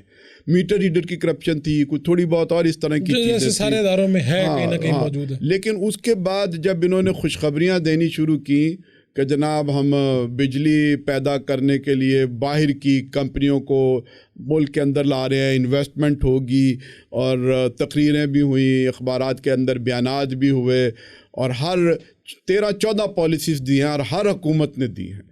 نواز شریف نے اس موقع پہ احتجاج کیا جب پہلی دفعہ رینٹل پاور جو ہے وہ یہاں آئے بے نظیر کے دور کے اندر, اور اس نے کہا جی کہ یہ 10%, وہیں سے تو مشہور ہوئے ہیں جناب. نواز شریف صاحب نے نام رکھا تھا زرداری صاحب کا نام رکھا. 10% کی بنیاد یہ تھی, کمیشن لیتے تھے ہر چیز, کمیشن لیتے تھے ہر چیز کی, اور خاص طور پہ کمیشن جو ہے وہ پاور پروجیکٹ کے اندر لیے گئے نا. پاور پروجیکٹ کے اندر اس وقت تو سمجھ میں نہیں آئے, سارے جو معاہدے تھے وہ خفیہ رکھے گئے. ابھی بھی آپ کو مطلب یہ کہ ان کی معاہدے جو ہے نا وہ مل نہیں پائیں گے, ڈھونڈنے کی بھی ہم کوشش کریں تو آپ کو معاہدے کہیں پر نظر نہیں آئیں گے. اور ان معاہدوں کے اندر یہ کیپیسٹی سرچارج پہلی دفعہ جب لوگوں کو یہ بتایا گیا تو لوگ یقین نہیں کرتے تھے. یہ میں نے جو آج کل سوشل میڈیا پہ وائرل ہو رہی ہے, یہ تقریباً 1.5 سال پہلے میں نے یہ گورنر ہاؤس کے باہر کی تھی, اس کا بھی خلاصہ جو وہ یہاں پر آیا ہے. تو لوگ حیران تھے, کہتے تھے کہ یہ نہیں ہو سکتا. جب میں یہ کہتا تھا کہ بھائی اتنے 1000 ارب ڈالر جو ہے وہ ہم نے IPPs کو دے دیے ہیں, تو مجھے جماعت کے اندر چیلنج کیا گیا کہ جی اتنا کیسے لوٹ مار ہو سکتی ہے. ہم تو 1 ارب ڈالر کے لیے IMF کے پیچھے پھرتے ہیں, اتنی بڑی رقم. تو آپ جب 8000 ارب ڈالر جو ہے نا وہ دے ڈالتے ہیں, 8000 ارب ڈالر پاکستان دے چکے ہیں IPPs کو جو ہے نا وہ 20 سالوں کے اندر. یہ میرا اعداد و شمار نہیں ہے, یہ سیف اللہ ابڑو صاحب جو سینٹ کی توانائی کمیٹی کے صدر ہیں, انہوں نے جب یہ چیزیں کھنگالنے کی کوشش کی ہے تو انہوں نے ایک ٹی وی ٹاک کے اندر بتایا. اور اب تو ہر کوئی وزیر اطلاعات سے لے کر وزیر داخلہ تک وہ بتا رہا ہے کہ بھئی یہ IPPs کا جو ہے وہ مسئلہ اور ہمیں یہ کرنا پڑے گا, لیکن جواب نہیں دے پا رہے کہ ہم اس سے کیسے جان چھڑائیں گے. بار بار یہ کہی جا رہے ہیں کہ یہ انٹرنیشنل معاہدے ہیں اور معاہدوں کے ہمیں پابندی کرنی چاہیے. بھائی وہ معاہدے جو آپ کو کسی نے ایکسپلائٹ کے ذریعے, ایکسپلائٹیشن کے ذریعے, کک بیک کے ذریعے کیے ہوں, اس کو آپ فارغ کر سکتے ہیں. یعنی ان معاہدوں میں یہی ہے نا, خلاصہ اس کا یہی ہے کہ آپ ہم نے اتنی بجلی آپ کو بنا کے دینی ہے اور آپ نے اتنے پیسے دینے ہیں ہمیں. میں آپ کو ایک مثال دیتا ہوں. NTDC کے ایک سابق چیئرمین, میں اب ان کا نام نہیں لینا چاہوں گا, وہ وہاں پر موجود تھے, چیف ایگزیکٹو تھے. ایک سازش ہوئی اور انہوں نے پاکستان کے ایک بینک کے مالک کا پاور پروجیکٹ تھا, انہیں کہا گیا کہ آپ اس کے کیپیسٹی چارجز جو ہے نا وہ بڑھا دیجئے, یہ 30% ہے, اسے 40% پہ لے جائیں, یعنی 10% اضافہ کر دیں. پہلے آپ 30% کے جو ہے وہ ان کو چارجز دے رہے تھے, ڈالروں میں دے رہے تھے. 10% کا مطلب یہ ہے کہ ایک سال کے اندر انہوں نے کئی ارب کما لینے تھے, پاکستانی ارب. یعنی یہ ڈالر چھاپنے والی مشین ہے یہ پاور پروجیکٹ جو ہے وہ IPP. یعنی اندر سے آپ ملے, اندر سے آپ. اچھا, انہوں نے انکار کر دیا کہ یہ تو میں نہیں کروں گا, تو راتوں رات ان کو اٹھا کے کھڈے لائن لگایا گیا اور اپنے مطلب کا آدمی جو ہے وہ NTDC کا جو ہے وہ چیف ایگزیکٹو بنا دیا, جنہوں نے چارج لیتے he very next day us power project کے جو کیپیسٹی چارج کا انکریز کر دیا 10%. ہزاروں نہیں اربوں کا فائدہ جو ہے وہ کما لیا گیا. ایک چیز کے اندر جو ہے وہ کوئی 10-20 روپے نہیں, کوئی 1000 لاکھ روپے نہیں، کروڑوں اور اربوں روپے جو ہے نا وہ یہ لوٹ. یعنی یہ وہ کرپشن ہے جو ہمیں اس وقت نظر نہیں آئی، ان 20 سالوں میں یہ بڑھتے بڑھتے کہاں پہنچ گئی. بالکل. لیکن ہم آپ بندے ہوئے ہیں، تو آپ کہہ رہے ہیں کہ اس کی نیگوسیشن تو عمران خان کے دور میں ہوئی تھی کہیں پہ؟ نہیں، کوئی نہیں ہوئی. عمران خان کے دور میں بھی بس مطلب مٹھی کھول ہی نہیں گئی. جو کرنے والی نیگوسیشن تھی کہ بھئی کیپیسٹی سرچارج سارا ختم کرتے، اور جب آپ ان کی دہلیز پر جا کے اور ان کو پیٹرول اور ڈیزل اور سارا کچھ پہنچاتے ہیں، بھئی ان کو اپنا کام کرنے دیں. یا جب پاکستان کے اندر عجیب معاملہ ہے، آپ مطلب نئی نئی ٹرمینالوجی لے کر لوگوں کو بیوقوف بنا جاتے ہیں. رائٹ سائزنگ اور گولڈن شیک ہینڈ اور اس طرح کی اصطلاحیں، لوگ سمجھتے ہیں کہ شاید یہ عوام کے حق میں ہے، ہمیں جو ہے وہ کوئی یہ کھلونا دینے کی کوشش کر رہے ہیں. دراصل یہ عوام سے چھیننے کی بات ہے. آپ ڈاکہ ڈالنے کے لیے اس طرح کی اصطلاحیں استعمال کر کے جو ہے وہ لوگوں کو بیوقوف بنایا جاتا ہے. تو یہ عمران خان کی بھی بات آ گئی. آپ نے کہا یہ 20 سال میں عمران خان، نواز شریف، بے نظیر یا IPPs والے میں سارے قصوروار ہیں. شروعات بے نظیر سے ہوئی اور آج تک سبھی اس میں حصہ بن گئے. بالکل جی، اس میں کوئی شک نہیں ہے کہ شروع بے نظیر کے دور میں ہوئی، زرداری نے کی، اس کے بعد نواز شریف نے بھی، شہباز شریف نے بھی اسی بہتی گنگا میں ہاتھ دھوئے ہیں. پھر ان کے اپنے من پسند کے لوگ اور ان کے خود فرنٹ مین جو ہے وہ اس کام کے اندر آ گئے. اور IPPs بنیادی طور پہ ڈالر چھاپنے والی ایک مشین بن گئے ہوئے ہیں. صبح سے شام تک آپ نہ بھی ان سے کوئی بجلی لیں، آپ نے ان کو ڈالروں میں جو ہے نا وہ پیمنٹ کرنی. اس سے اچھا کاروبار کیا ہوگا؟ اور دیکھیے میں آپ کو کہہ رہا ہوں کہ یہ ہر چیز کی کہانی ہے. مثلاً آپ اخبار میں ایک اشتہار دیکھتے ہیں جی. اشتہار یہ ہے کہ پاکستان کا ایک کمپنی ہے، وہ کاریں بنا رہی ہے، تو وہ اپنی کار کا اشتہار دیتی ہے میک ان پاکستان. اچھا، میں چونکہ اشتہاری آدمی بھی ہوں، ایڈورٹائزنگ ایجنسی سے، تو میں سوچ میں پڑ گیا کہ یہ میک ان پاکستان کیوں لکھا گیا. میڈ تو سمجھ میں آتا ہے، یہ میڈ ان پاکستان ہونا چاہیے. میڈ ان پاکستان نہیں ہے. وہ کمپنیاں کیا کر رہی ہیں، وہ باہر سے سارے پرزے منگواتی ہیں، یہاں اسمبلنگ کر دیتی ہیں.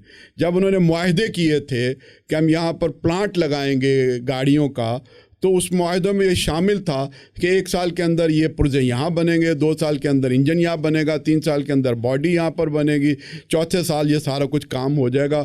یعنی ٹائم فریم تھا کہ اس ٹائم فریم کے اندر ٹیکنالوجی جو ہے وہ یہاں پر آ جائے گی، تبھی پاکستان کو فائدہ ہے. اچھا، اب اس شرط کے اوپر وہ حکومت کو کہتی ہیں کہ چونکہ ہم باہر سے پیسے لے کر آ رہے ہیں، ہم نے یہ سارا کام کرنا ہے، تو ہمارے مقابلے میں مسابقت نہیں ہونی چاہیے، کمپٹیشن نہیں ہونا چاہیے. کمپٹیشن کو روکنے کے لیے وہ کہتے ہیں کہ آپ نے گاڑیاں امپورٹس پر پابندی لگا دینی ہے. آپ نئی گاڑیاں امپورٹ نہیں کر سکتے، آپ نے 10 سال پرانی امپورٹ پہ، اور امپورٹ پہ اپنے ڈیوٹیاں لگانی ہیں تاکہ وہ ہماری گاڑیوں کی قیمت سے جو ہے نا وہ نیچے ہو جائے. جب یہ کام ہوتا ہے تو پھر کیا ہوتا ہے جو دنیا میں کہیں نہیں ہوتا. آپ گاڑی خریدتے نہیں ہیں، آپ اپنی جیب سے سال پہلے اس کو کمپنی کو پیسے دے دیتے ہیں، اور پھر وہ آپ کے پیسے سے گاڑی بنا رہی ہے، اور بنا یہاں نہیں رہی، وہاں سے امپورٹ کرتی ہے ڈالروں کے اندر، آپ کے پیسوں سے منگواتی ہے وہاں سے. دنیا میں کہیں یہ نہیں ہے. ہر معاملے میں جو ہے نا وہ یا تو وہ اپنی انویسٹمنٹ کرے. آپ نے کمپٹیشن کا راستہ جو ہے نا وہ بند کر دیا. ہر معاملے میں ہو رہا ہے. آپ چینی کے اندر چلے جائیں تو وہاں پر بھی کمپٹیشن کی اجازت نہیں ہے. یعنی دفعہ 144 کی بنیاد کے اوپر اگر گاؤں کا کوئی دیہاتی گڑ بنانا چاہے تو ڈپٹی کمشنر اس کو گڑ بنانے کی اجازت نہیں دے گا. اور وہ کہتے ہیں کہ جی نہیں، آپ نے اپنی سارا جو شوگر کین ہے، گنا جو ہے وہ مل کو دینا ہے، آپ اسے گڑ نہیں بنا سکتے. میں جب حیران رہ گیا ہوں کہ دیہاتوں کے اندر جب ہم دوروں پہ جاتے ہیں تو دیوار پہ لکھا ہوتا ہے کہ دفعہ 144 کے خلاف ورزی گنی جائے گی اگر آپ نے اپنی پوری کاشت جو ہے وہ فیکٹری کو نہ دی. اور فیکٹری کیا کرتی ہے، وہ گنے کے تاجروں یعنی کاشتکاروں سے گنا لیتی ہے اور ان کو ایک پرچی دے دیتی ہے اور کہتی ہے کہ آپ کو 6 مہینے بعد، سال کے بعد آپ کو پیمنٹ کریں گے. اپنی جگہ انویسٹمنٹ نہیں کرتے. تو زندگی کے ہر معاملے میں یہاں حکومتی ساز باز اور بیوروکریسی سے مل کے اور حکمرانوں سے مل کر یہ لوٹ مار کر رہے ہیں، اور غریب کو کوئی موقع نہیں دیتے کہ وہ کسی کام کے اندر آ گئے. پچھلے سال آپ کے پاس گندم کم تھی، یعنی چھاپے مارے گئے ہیں کہ گندم جو ہے وہ آپ نے لازمی جو ہے وہ حکومت کو بیچنی ہے. لوگوں نے اگر اپنے سال کے لیے بھی گندم رکھی ہے تو اس کو بھی گرفتار کیا گیا. اس لیے کہ حکومت کہتی تھی کہ جی یہ دفعہ 144 ہے، آپ نے گندم لازمی بیچنی. اس دفعہ انہوں نے پیسہ جو ہے کسی اور ذریعے سے بنا لیا، باہر سے امپورٹ کر لیا، جیسی تیسی بھی گندم تھی، اور کاشتکاروں کو جو ہے نا وہ آپ نے رلا دیا، اور اس سے جو ہے وہ اربوں ڈالر جو ہے نا وہ آپ نے کما لیے، جیب میں ڈال لیے. تو یہ قحط سے بھی فائدہ اٹھاتے ہیں اور کثرت سے بھی فائدہ اٹھاتے ہیں. ایسے یہاں پر مطلب شیطان صفت جو ہے وہ مافیا ہے جو تال میل کے ساتھ پاکستان کو گلا گھونٹ رہا. جماعت اسلامی تو نواز شریف صاحب کی پارٹی کے ساتھ اتحاد کرتی رہی ہے، اور اسی وجہ سے شاید کچھ قومی اسمبلی کے ممبران بھی، صوبائی اسمبلی کے ممبران بھی بنے جماعت اسلامی کے اتحاد کے ذریعے. تو پھر کیا ہوا؟ ابھی لاسٹ ٹائم بھی بات چلی، اس سے پچھلی مرتبہ بھی، تو پھر بات نہیں آگے بڑھی. یعنی پہلے آپ سمجھتے تھے کہ یار یہ ذرا بہتر ہے ان لوگوں میں جو موجود تھے. دیکھیے ہمارا اتحادی سیاست گیا ہے بھٹو دور کے بعد، جو ظلم اور جس طرح سے زیادتی ہوئی، پھر اس کے بعد سقوط ڈھاکہ کا معاملہ بھی تھا. ہم ظاہر ہے کہ کچھ اور درد کے اندر ڈوبے ہوئے تھے. ایک یعنی سوچ تھی لیسر ایول کی کہ پیپلز پارٹی چھوٹی برائی بڑی برائی اور چھوٹی برائی، ایک فلسفہ جو ہے نا وہ یہاں پر آ گیا. لیکن جب ہم نے دیکھا کہ جو چھوٹی برائی بھی جب اقتدار پر اپنی گرفت مضبوط کر لیتی ہے تو وہ بھی بڑی برائی بن جاتی ہے. اور ہم نے نواز شریف کو بھی دیکھا کہ کس طرح سے اس نے یو ٹرن لیا افغانستان کے حوالے سے، کس طرح سے اس نے یو ٹرن لیا کشمیر کے حوالے سے. یعنی جب الیکشن کا معاملہ آتا ہے تو وہ کشمیر کے لیے ان کا درد بہت جاگتا ہے. شروع کے اندر ان کے اشتہار تھے، ان کی تقریریں تھیں، تم نے ڈھاکہ دیا، ہم نے کابل لیا، اب لینا ہے کشمیر، ٹوٹے شملہ کی زنجیر، یہ اشتہار تھے.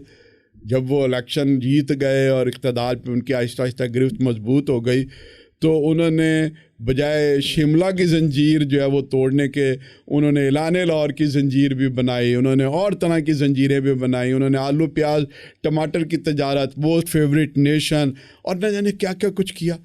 اور کچھ چیزیں تو ریکارڈ کے اوپر آ گئیں، کچھ چیزیں ابھی بھی چھپی ہوئی ہیں. ایسا تو نہیں کہ ان کے مینٹور بدلے؟ یعنی پہلے زمانے میں تھوڑے رائٹ کی طرف زیادہ تھے ان کا جھکاؤ، نہیں، مینٹور سے زیادہ نہ فائدہ ہے، مفاد ہے. پھر وہ سمجھتے ہیں کہ جی ہم اس طرح کا کام کریں تو ہمیں نوبل پرائز مل جائے گا، عالمی سطح پر ہم سراہے جائیں گے. یہ تو مغرب ان کو بتاتا ہے آپ یہ سارا کام کریں، اور یہ وہ مغرب ہے جو منافقانہ طریقے سے یہ کام کرتا ہے. میں آپ کو ایک واقعہ سناتا ہوں. ہم جرمنی گئے اور اس جرمنی میں یعنی جو پارلیمنٹ تھی وہاں ہماری نائب وزیر خارجہ کے ساتھ ایک گفتگو ہو رہی تھی. انہوں نے جو پریزنٹیشن دی، اس پریزنٹیشن میں انہوں نے یہ کہا کہ بھئی ہمیں جنگ کو ایک طرف رکھتے ہوئے تعلقات کو فروغ دینا چاہیے اور 2 ٹریک ڈپلومیسی پہ جانا چاہیے. اسے کانفیڈنس بلڈنگ میجرز کے یہ ٹول ہو سکتا ہے. پوری ایک فلسفہ ہمیں پڑھا کر انہوں نے سکھانے کی کوشش کی کہ بھئی آپ انڈیا اور پاکستان کے ساتھ ان لائنوں پر چلنے کی کوشش کریں. اس کے بعد سوال و جواب کا سیشن شروع ہوا. تو میں نے کہا آپ نے بڑی خوبصورت باتیں کی ہیں، میں آپ سے یہ پوچھ سکتا ہوں کہ جن ٹولز کی آپ نے نشاندہی کی ہے، موسٹ فیوریٹ نیشن اور ڈائلاگ اور کانفیڈنس بلڈنگ میجر اور 2 ٹریک ڈپلومیسی، کیا یہ ساری چیزیں ہم ایران کے ساتھ کر سکتے ہیں؟ ہم یہ کابل کے ساتھ کر سکتے ہیں؟ یہ طالبان کے ساتھ کر سکتے ہیں؟ وہ بھی تو ہمارے ہمسائے ہیں. اس کے منہ پر جو ہے نا وہ جھاگ نکلنی شروع ہو گئی خاتون کے. اسے کچھ سمجھ نہیں آئی کہ میں کیا جواب دوں. وہ تھوڑی دیر تو مطلب بڑبڑاتی رہی، اور پھر اس نے کہا کہ نہیں وہ جو کابل والے ہیں وہ طالبان، وہ تو انسان نہیں ہیں، ان کے ساتھ یہ گفتگو نہیں ہو سکتی. یہ لٹمس ٹیسٹ ہے کہ جو آپ کہہ رہے ہیں وہ انسانی بنیادوں پر کہہ رہے ہیں تو اسے پھر ہر جگہ پر اختیار کیجیے، اور اگر وہ انسانی بنیادوں پر نہیں ہو رہی، آپ مفاد پرستی کی وجہ سے کہہ رہے ہیں تو اس کو ظاہر ہے ہمیں خود سوچنا چاہیے.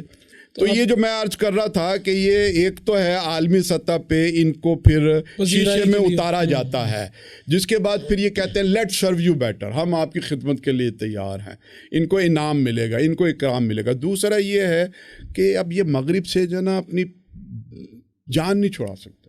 ان سب کے پیسے وہاں پر پہنچے ہوئے ہیں، ان کے سب کے بچے وہاں پر ہیں. انہیں یہ پتہ ہے کہ یہاں 4 سال 3 سال ہم حکومت کریں گے اور اس کے بعد پھر کسی اور نے حکومت کرنی ہے، اور اس درمیانی وقفے میں یا ہمیں جیلوں میں رہنا پڑے گا یا ایگزائل میں جانا پڑے گا. ایگزائل میں جانے کے لیے سارے پیسے ویسے ان کے وہاں کاروبار وہاں پر ہے، یہاں تو صرف حکومت کرنے کے لیے آتے ہیں.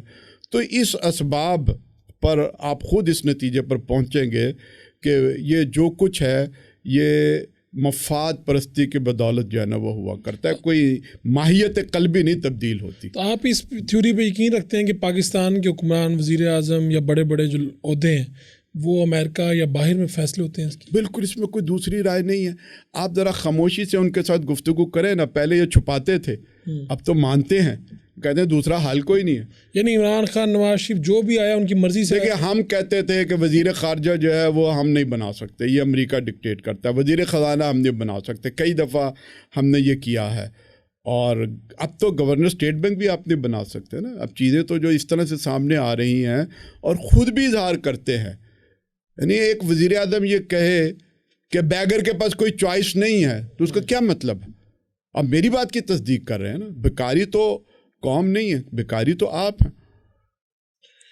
عمران خان کا ذکر ہوا، میں کہ یہ نہ ہو تو آپ ہماری اکثر جب بھی کوئی میں نے سنا ہے 2-3 مرتبہ آپ نے عمران خان کے حوالے سے کچھ باتیں کہیں کہ ان کو تو لانے میں، سیاست میں مضبوط کرنے میں قاضی صاحب کا بڑا رول ہے. ہاں، ایک یہ باب ہے، سٹوری ہے، تھوڑی سی سنا دیں ذرا لوگوں کو. اچھا، وہ یہ ہے کہ انہوں نے کینسر ہاسپٹل کے لیے لاہور کے اندر ایک فنڈ ریزنگ ڈنر کیا. اچھا. وہ اداکاروں کے ساتھ، ظاہر ہے ان کا پورا تعلق جو ہے وہ شروع میں انہی مطلب سوشل میڈیا نہیں، اس وقت تو اسے آپ کہہ لیں کہ ایک فلم اور ٹی وی اور انٹرٹینمنٹ کے لوگ ان کے آگے پیچھے موجود تھے، شو بیس کے لوگ تھے، آپ یوں سمجھ لیجئے. تو اخبار میں خبر چھپی کہ رات کے اس ڈنر میں اتنے لاکھ اکٹھے ہوئے ہیں. اس میں یہ تھا کہ ایک فلمی اداکارہ کا نام تھا کہ ریما کے ساتھ جو کرسی پہ بیٹھے گا وہ اتنے لاکھ دے گا، جو فلاں اداکارہ کے ساتھ دوسری کرسی پہ بیٹھے گا وہ اتنے پیسے دے گا. یہ شوکت خانم کی فنڈ ریزنگ کے لیے تھی. تو نواز شریف، عمران خان نے پھر یہ کہا کہ کراچی میں جو ہمارا یہ ڈنر ہوا ہے اس کے بعد ہم مطلب اگلا ڈنر کریں گے اور اس میں انڈین اداکاریں آئیں گی اور فنڈ ریزنگ اس سے ڈبل ہوگی. وہی سٹائل ہوگا، کرسی پہ ظاہر ہے وہ کرسیاں بیچی جاتی ہیں باہر بھی، بین الاقوامی طور پہ مغرب کے اندر یہ کیا جاتا ہے کہ سیلیبریٹی پرسنالٹیز کو بلایا جاتا ہے. ان کا بلانا ایک لحاظ سے ان کی سپانسرشپ ہو جاتی ہے، اور پھر بڑے بڑے انڈسٹریلسٹ اور اس طرح کے لوگ جنہیں ان کے ساتھ بیٹھ کے تصویریں کھنچوانے کا شوق ہے وہ پھر آ کے پیسے دیتے ہیں اور وہ نوبل کاز کے لیے ہو جاتا ہے.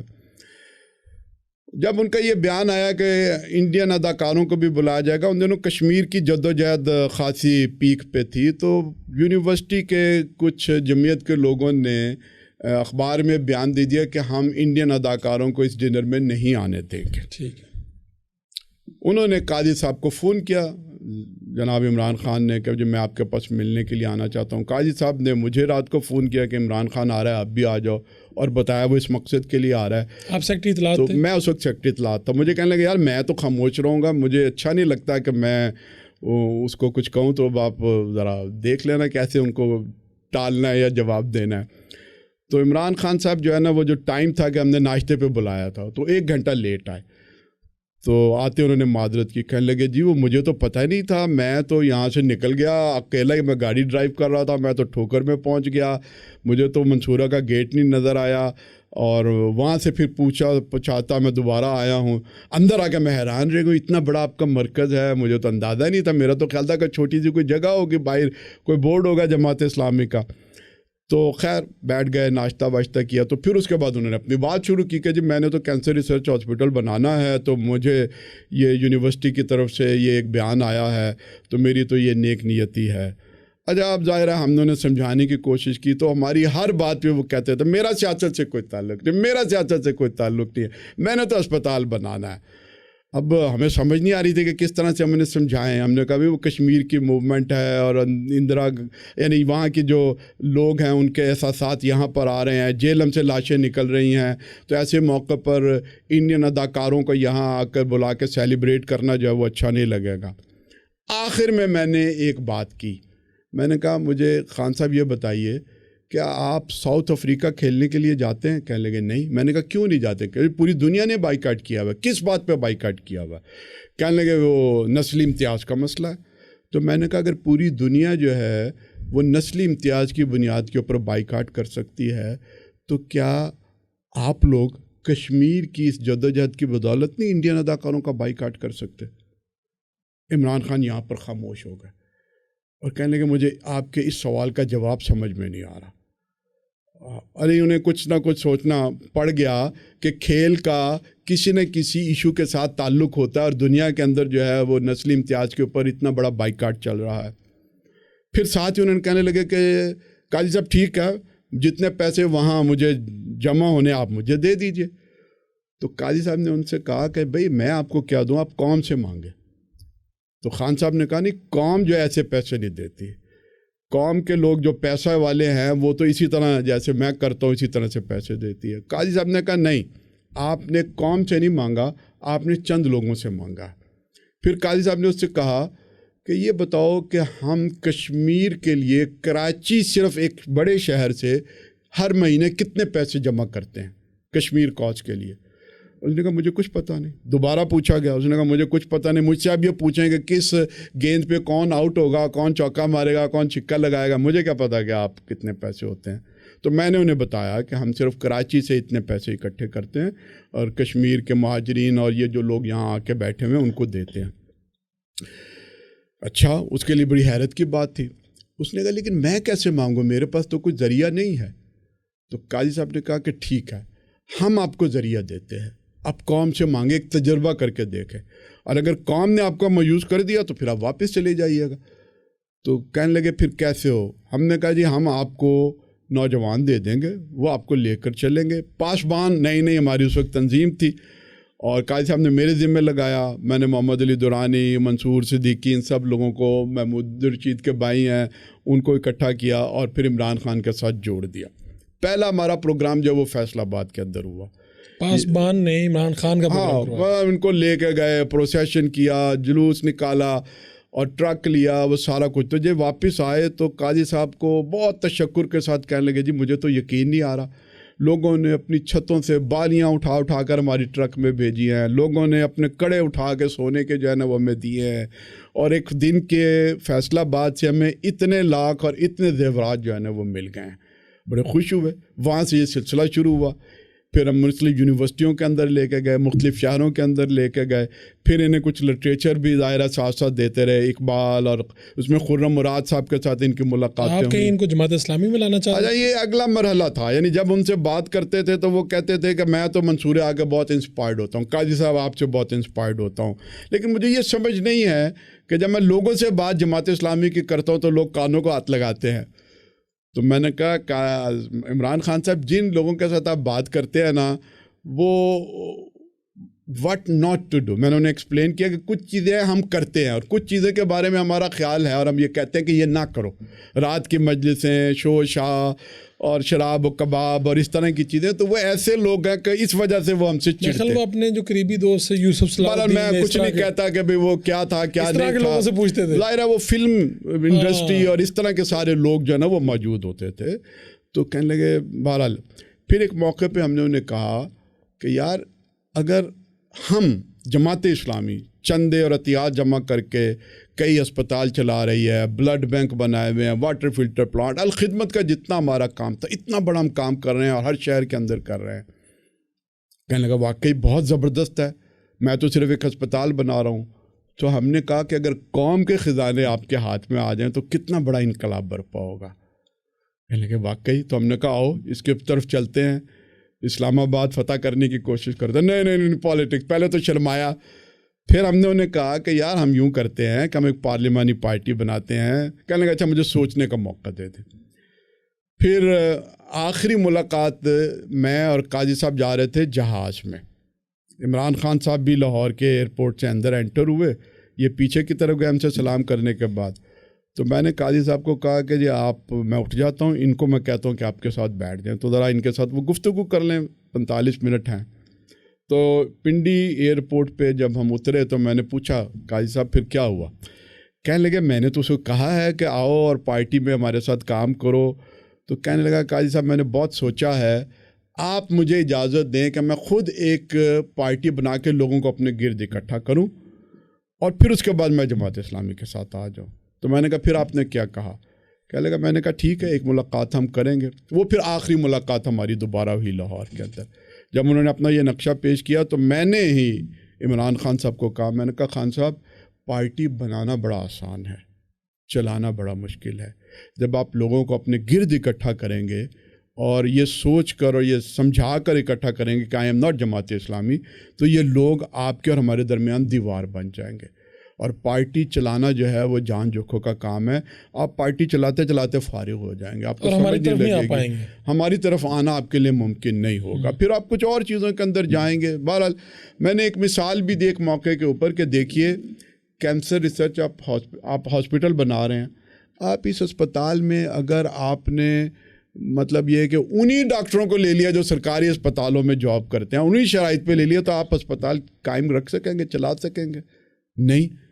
تو میں نے کہا اسی طرح سے پارٹی اگر آپ بناتے ہیں اور آپ نے انہی پولیٹیشنز کو اپنے ارد گرد اکٹھا کرنا جو پہلے نون میں تھے, کیو میں تھے, فلاں میں تھے, الیکٹیبلز تھے, تو یہ پارٹی جو ہے نا وہ آپ کو برباد کر دے گی, آپ کے خواب پورے نہیں کر سکیں گے. بس آپ اسی کے اندر وقف ہوتے. نہیں میں بالکل مختلف ہوں, میں نے کرکٹ کے اندر یہ کیا ہے, مجھے سمجھ ہے, میں نے اس طرح کے کھلاڑیوں کو یہ کر دیا اور وہ کر دیا اور میں ان کو بھی سمجھ لوں گا. تو بہرحال وہ آخری نوٹ تھا جس کے اوپر یہ ہوا کہ جی ٹھیک ہے آپ اپنا کام کیجئے, ہم اپنا کام کرتے ہیں. لیکن بنیادی طور پہ تو پھر لے کے تو آپ ہی آئے, ہاں اس میں کوئی شک نہیں ہے, سیاست میں بھی ہاں اس میں کوئی شک نہیں ہے کہ انہیں جو الیٹ کلاس یا شو بزنس سے نکال کر قوم کی طرف رجوع کرنا, یہ بہرحال جماعت اسلامی نے ان کو یہ درس دیا, ان کے ساتھ رہے, اور ایک وقت میں ان کو یہ بھی کہا کہ آئیں ہم مل کر جو ہے وہ ملک کا نقشہ تبدیل کرنے کی کوشش کریں, جس پہ انہوں نے کہا کہ میں ذرا ایک الگ تجربہ جو ہے نا وہ کر لوں, وہ کر رہے ہیں. تو یہ آپ کے ساتھ انہوں نے پارٹی نے ایک مرتبہ کمیٹی بھی بنائی, انہوں نے بھی بنائی, آپ لوگوں نے بھی بنائی, اور کہ ہم آگے اتحاد کریں گے کہیں پہ, یعنی اس کے بعد کی بات کروں الیکشن وغیرہ. جی وہ منور صاحب کے زمانے میں جب ان کا مینار پاکستان کا پہلا جلسہ ہوا, وہ پہلے سے طے تھا کہ ہماری رات کو میٹنگ ہوگی. ہم گئے, مبارکباد دی, اور وہاں انہوں نے کمیٹیاں بنائی, لیکن پھر کمیٹیوں کے اجلاس نہیں ہوئے. کمیٹی میں کون کون تھے؟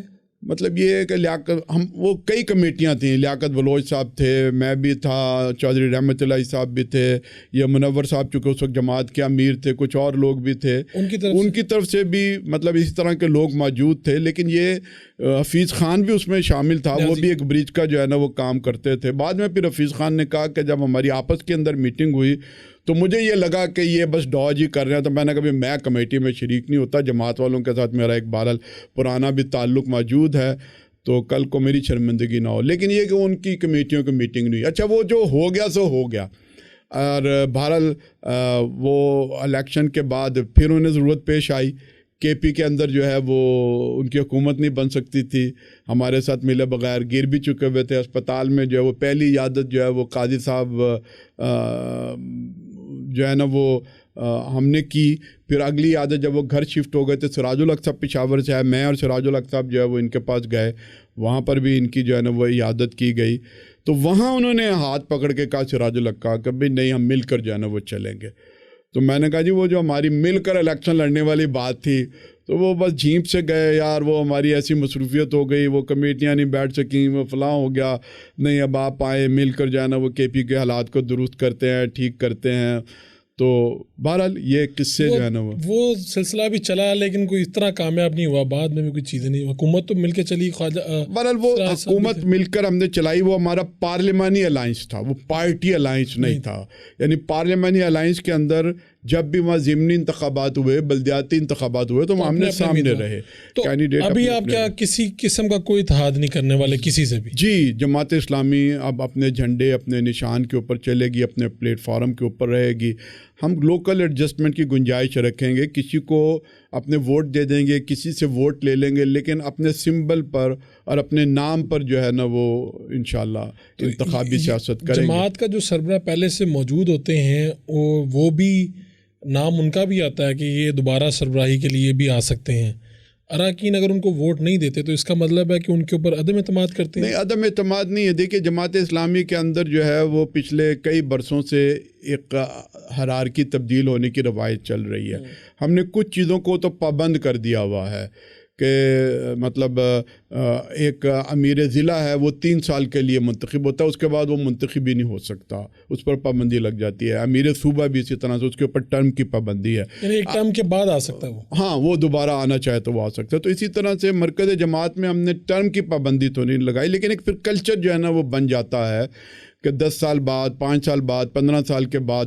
اور خود بھی جماعت کے اندر ایک کلچر ہے کہ جس میں جو ہے نا وہ امیر جماعت چاہتا ہے کہ کوئی نیا آدمی جو ہے نا وہ آ جائے. جیسے منور صاحب تھے 5 سال انہوں نے ٹرم کی ہے اور اس کے بعد انہوں نے پہلی ٹرم میں بھی اپنا حلف لینے سے انکار کر دیا تھا اور انہوں نے کہا تھا جی اس عمر میں جو ہے نا وہ تو امیر جماعت فارغ ہو جاتا ہے, کجا یہ کہ آپ نے مجھے منتخب کر لیا.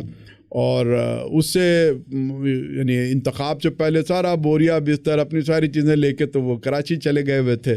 یعنی جب وہ بن رہے تھے جب نہیں دوسری مرتبہ جو ہے نا وہ پہلی دفعہ تو نہیں تھے. ہاں وہ ظاہر ہے. اچھا چانا نانا تو کوئی بھی نہیں چاہتا, بس میں نے آپ کو عرض کر دیا کہ جماعت کے اندر ایک تو عمر کا مسئلہ ہے, نوجوان کو جو ہے کہ چلیں یہ پورا تحرک کرے گا جائے گا کرے گا, اور دوسرا یہ کہ لمحہ موجود کے اندر جو ہے نا وہ کس چیز کی ضرورت ہے, ایک دانش کی ضرورت ہے, لڑنے والے کی ضرورت ہے, جد و جہد کرنے والے کی ضرورت ہے, واٹ سو ایور. یہ ظاہرہ جماعت کے ارکان ہیں, وہ کسی پر اعتماد کرتے ہیں, کسی پر بد اعتمادی نہیں کرتے. تو ابھی اس وقت میں کیا آپ کو لگتا ہے کہ اراکین نے کیا, حافظ نعیم صاحب آئے نئے امیر کے طور پہ, تو کیا چیز آپ سمجھتے ہیں کہ اراکین نے کیا دیکھا؟ دانش کراچی کی جد و جہد دیکھی ہے, وہ اس جد و جہد کے اندر جو ہے وہ مطلب بغیر کسی تھکاوٹ کے کسی ایک ایشو کے اوپر تسلسل کے ساتھ کام کرنا دیکھا ہے, اور دیکھا ہے کہ عوام بھی جو ہے نا وہ اس کی طرف توجہ رکھتے ہیں. تو اس میں سوشل میڈیا کا بھی بڑا رول رہا ہے اپنی جگہ. اچھا وہ ہر دور میں کسی نہ کسی میڈیم کا رول ہوا کرتا ہے. کسی وقت میں پرنٹ کا ہوتا تھا, پھر الیکٹرانک آ گیا, آج کل سوشل میڈیا. ٹھیک ہے, یہ کہیں نہ کہیں آپ کے سرکولر چل رہے ہوتے ہیں کہ بھائی یہ ایسی رائے نہ دیں, فیس بک پہ نہ دیں, تو آپ کیسے اس کو کنٹرول کریں گے کہ یعنی پوری دنیا سوشل میڈیا پہ ہے, لوگ تبصرے کر رہے ہیں بڑی بڑی پارٹیوں کے, تو جماعت اسلامی ان سب سے تو منظم جماعت ہے, لیکن آپ سمجھتے ہیں کہ سرکولر یا آنے والے دنوں میں اس طرح کی پابندیاں آپ مزید لگا سکتے ہیں یا لوگوں کو روک سکتے ہیں اس سے؟ اچھا نہیں, چیزوں پر پابندی کرنے کے بجائے جو اصل چیز ہے اگر اس پر لوگ پابند رہیں گے تو اب جو کچھ بھی نیا میڈیا آ جائے گا لوگ اس سے متاثر نہیں ہوں گے. اور وہ اصل چیز یہ ہے تقویٰ ہے, دین داری ہے, ذہن سازی ہے, وہ اگر آپ کی ٹھیک رہے تو پھر آپ خراب نہیں ہو سکتے, چاہے ہوائیں اور وبائیں کسی بھی قسم کی چل رہی ہوں. تو آپ لوگ ایکسپیکٹ کر رہے ہیں کہ اگلے جو جنرل الیکشن ہوں گے اس میں کے نتائج مختلف ہوں گے جماعت اسلامی کے؟ میں سمجھتا ہوں کہ بہت مختلف ہوں گے, چونکہ ہم نے طویل عرصے تک جو ہے نا وہ اپنی سیاست کو ایک لحاظ سے آؤٹ سورس کیا ہوا تھا. ہم خود جو ہے وہ ذرا اتحاد والی بات کو آپ کہہ رہے ہیں. ہاں, اتحاد والی بات کو ہم نے پالیٹکس کو آؤٹ سورس کیا ہوا تھا. کبھی چلے یہ نواز شریف کر لے, یہ ایم ایم اے کر لے, یا فلاں کر لے, اور ہم تنظیمی اور کشمیر اور افغانستان امت مسلمہ ان چیزوں کے اوپر جو ہے نا وہ بہت زیادہ انوالو ہو چکے ہوئے تھے, اور ہم اپنے مقاصد کو اہم سمجھتے تھے. ہم کہتے تھے بھی کسی بھی ذریعے سے کامیابی ہو جائے مقاصد کی نگہبانی اور کریں گے. یعنی آئی جی آئی کے زمانے میں کئی دفعہ ہم جیسے جذباتی لوگ قاضی صاحب سے کہتے تھے کہ سیٹوں کے اوپر اب جھگڑا کریں یا آپ ان کو کیوں سیٹیں دے رہے ہیں, ہمیں لینی چاہیے. تو وہ کہتے تھے کوئی بات نہیں, ہمیں تو اپنے مقاصد اہم ہیں, یہ جیت جائیں ہم ان سے مقاصد کے لیے کام لیں گے. وزارتوں میں ہم نہیں گئے, ہم نے کہا کوئی نہیں جی, ہم صرف جو ہے نا وہ باہر رہ کے ان کی نگہبانی اور نگرانی کریں گے. تو ہم نے ان تجربوں سے سیکھا ہے کہ یہ آؤٹ سورس کرنے کا عمل جو ہے وہ ٹھیک نہیں ہے. تو ایک ماڈل تو مولانا فضل الرحمان والا بھی ہے نا, وہ ہمیشہ کہیں نہ کہیں حکومت میں آتے ہیں, کوئی نہ کوئی اہم عہدہ وزارت لے لیتے ہیں.